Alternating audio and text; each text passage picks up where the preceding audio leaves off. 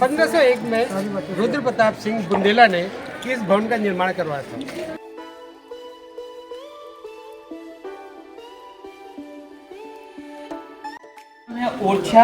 ओरछा का जो मतलब होता है वो एक हिडन प्लेस, एक छुपी हुई जगह है। ये जो डायनेस्टी है ये बुंदेला डायनेस्टी है। बुंदेला जो थे वो राजपूत और हिंदू महाराजा थे। 1501 AD में महाराजा रुद्र प्रताप सिंह बुंदेला ने इस जगह की नींव रखी। आप देखेंगे ओरछा का सबसे पुराना महल है। इस महल का नाम है राजा महल। 1501 से लेकर 1531 तक उन्होंने बनवाया। उनके दो लड़के हुए भारती चंद और महाराजा मधुकर शाह। तो कुछ पार्ट इसका भारती चंद ने बनवाया, महाराजा मधुकर शाह ने इस महल को फाइनल सेव किया।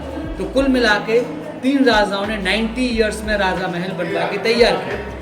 बुंदेला राजाओं ने 1501 AD से लेके 1783 तक यहाँ पे रूल किया। उस दौरान उन्होंने महल बनवाए, मंदिर बनवाए और नदी किनारे बनी हुई हैं छतरियाँ बोले तो समाधि। जैसे मान लो किसी राजा राजकुमार की डेथ हो जाती है तो उनके मरने के बाद उनकी जो अस्थियां हैं वो गंगा विसर्जन होती हैं। उनकी याद में बनाई गई बिल्डिंग को हम छतरी और समाधि के नाम से जानते हैं। ओरछा वर्तमान में अभी ओरछा की जो आबादी है करीब 8 से 10,000 के करीब है। बट आज से 500 साल पहले एक काफ़ी बड़ी रियासत थी बुंदेला राजाओं की। करीब 40 से 50,000 के करीब आदमी ओरछा में रहते थे। बुंदेला राजाओं ने ओरछा के बाद टीकमगढ़ गए। टीकमगढ़ यहाँ से 80 किलोमीटर दूर है। वहाँ पे भी 18वीं 19वीं शताब्दी के महल और मंदिर बने हुए हैं। तो 1947 की आज़ादी के बाद भारत सरकार ने इनसे ये कहा किसी भी आप एक जगह को ले लें। उस समय जो उनके वंशज थे उन्होंने टीकमगढ़ को लिया। तो ओरछा और गढ़कुड़ा स्टेट आर्कोलॉजी के अंडर में है। टीकमगढ़ अभी रॉयल फैमिली के अंडर में है। जो उनके वंशज हैं वो टीकमगढ़ में रहते हैं। ओरछा में जो नदी है, नदी का नाम बेतवा है जो भोपाल से आती है। हम इस पूरे एरिया को बुंदेलखंड कहते हैं क्योंकि बुंदेला राजाओं ने रूल किया। तो प्रेजेंट में आप देखेंगे बुंदेलखंड का कुछ पार्ट उत्तर प्रदेश में है, कुछ पार्ट मध्य प्रदेश में है। जैसे कि ओरछा है जिला निवाड़ी में आता है, टीकमगढ़ है, सागर है, छतरपुर है, पन्ना है, दतिया है, दमोह है। ये जो डिस्ट्रिक्ट्स हैं ये मध्य प्रदेश में है। बगल में अपना झांसी है, ललितपुर है, जालौन है, इटावा है, महोबा है, चित्रकूट है। ये जो डिस्ट्रिक्ट्स हैं उत्तर प्रदेश में है। तो आज का बुंदेलखंड 2 राज्यों में बढ़ चुका है, उत्तर प्रदेश और मध्य प्रदेश। तो ये आप देखेंगे राजा महल का पहला वाला पार्ट है। इसको हम ऑडियंस हॉल कहते हैं। दीवाने आम देखें, राजा का सिंहासन। नॉर्मली आपने कोई भी ऑडियंस हॉल देखा होगा तो वहाँ पे राजा का सिंहासन एक सेंटर पे बीच में लगाया जाता है। वहाँ यहाँ पे एक कोने में लगाया गया है। उसका रीज़न ये है कि जब राजा किसी के साथ न्याय करे तो किसी का चेहरा देख के न्याय ना करे। जैसे कि आप वो ऊपर जो महल देख रहे हैं वो राजा महल के 100 साल बाद बना, वो जहांगीर महल है।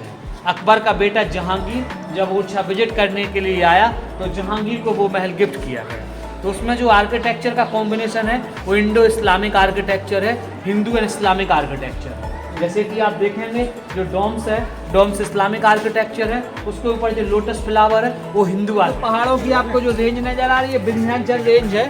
और सामने आप देखें जो बिल्डिंग आप देख रहे हैं वो शिकार गाह है। राजा शिकार खेलने के लिए आते थे, वहाँ पर रुकते। मंदिर यहाँ की मूर्ति उठा के राम मंदिर में रख दी गई है। आप जब राम मंदिर शाम को जाएंगे तो आप देखेंगे एक तो राम भगवान का मंदिर है और वहीं बगल पे बनवासी भगवान का है, कृष्ण भगवान का है और हनुमान जी मंदिर का। तो वहाँ पे मूर्ति रखी। ये वाले जो मूर्ति थी ये राम मंदिर वाली मूर्ति थी, यही वाली जो अलग मूर्तियाँ थी यहाँ पे। दूसरी थी। हाँ दूसरियाँ थी। मैंने आपको बताया कि ओरछा के बाद जब बुंदेला राजा तीसरी कैपिटल के लिए गए तो सारी पब्लिक वहाँ पे चली गई। तो कोई यहाँ पे ज़्यादा कोई बसियत तो थी नहीं, लोग बाग ज़्यादा नहीं थे, कोई पूजा करने के लिए नहीं था। तो इस वजह से यहाँ की मूर्तियाँ उठा के राम मंदिर में रख दी। दे रहा है जो आपने महल देखा वो जहांगीर महल था। ये राजा महल जिसमें बुंदेला राजा रहे।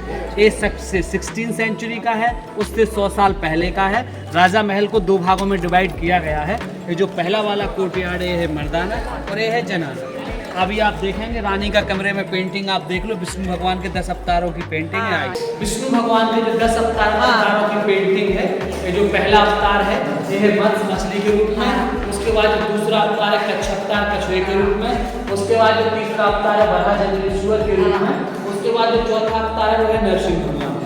ठीक, इसके बाद यहाँ पे आप देखते हैं 5वां जो अवतार है वो है वामन के रूप में। 6वां अवतार है परशुराम जी के रूप में, हाथ में फरसा। 7वां जो अवतार है वो है रामचंद्र जी के रूप में। 8वां अवतार है कृष्ण भगवान के रूप में। 9वां अवतार गौतम बुद्ध के रूप में। कल की अभी भोगाई